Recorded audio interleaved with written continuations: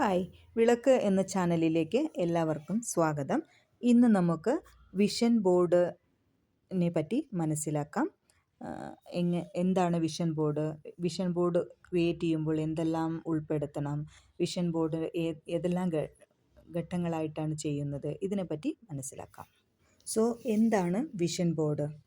നിങ്ങളുടെ അഭിലാഷങ്ങൾ, സ്വപ്നങ്ങൾ, ലക്ഷ്യങ്ങൾ എന്നിവ ദൃശ്യപരമായി ആവിഷ്കരിക്കാൻ രൂപകൽപ്പന ചെയ്ത ശക്തമായ ഒരു ഉപകരണമായാണ് ഒരു വിഷൻ ബോർഡ് നിർവചിക്കുന്നത്.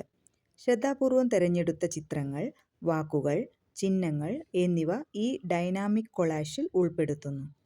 ഓരോന്നും നിങ്ങളുടെ ആഗ്രഹിച്ച നേട്ടങ്ങളുടെയും പ്രകടനങ്ങളുടെയും ഒരു വശത്തെ പ്രതിനിധീകരിക്കുന്നു. ഒരു വിഷൻ ബോർഡ് സൃഷ്ടിക്കുന്നതിലൂടെ നിങ്ങൾ നിങ്ങളുടെ ലക്ഷ്യങ്ങൾ വ്യക്തമാക്കുക മാത്രമല്ല, അചഞ്ചലമായ പ്രചോദനം വളർത്തുകയും ചെയ്യുന്നു. നിങ്ങളുടെ ജീവിതത്തിലേക്ക് കൊണ്ടുവരാൻ നിങ്ങൾ ലക്ഷ്യമിടുന്ന പോസിറ്റീവ് ഘടകങ്ങളെ ആകർഷിക്കുന്നതിൽ നിങ്ങളുടെ ശ്രദ്ധ മൂർച്ചയുള്ളതാക്കുന്നു. നെക്സ്റ്റ്, വിഷൻ ബോർഡ് തയ്യാറാക്കാൻ ഏതെല്ലാം ഘട്ടങ്ങളാണ് പാലിക്കേണ്ടത്? ഒന്നാമത്തേത്, വസ്തുക്കൾ ശേഖരിക്കുക. 2, നിങ്ങളുടെ ലക്ഷ്യങ്ങൾ നിർവചിക്കുക. 3, ദൃശ്യപ്രതിനിധാനങ്ങൾ കണ്ടെത്തുക.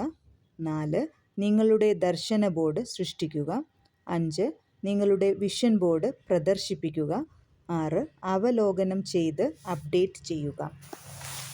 അടുത്തതായിട്ട്, വിഷൻ ബോർഡിൽ നിന്ന് പരമാവധി പ്രയോജനപ്പെടുത്താനുള്ള നുറുങ്ങുകൾ എന്തൊക്കെയാണെന്ന് മനസ്സിലാക്കാം.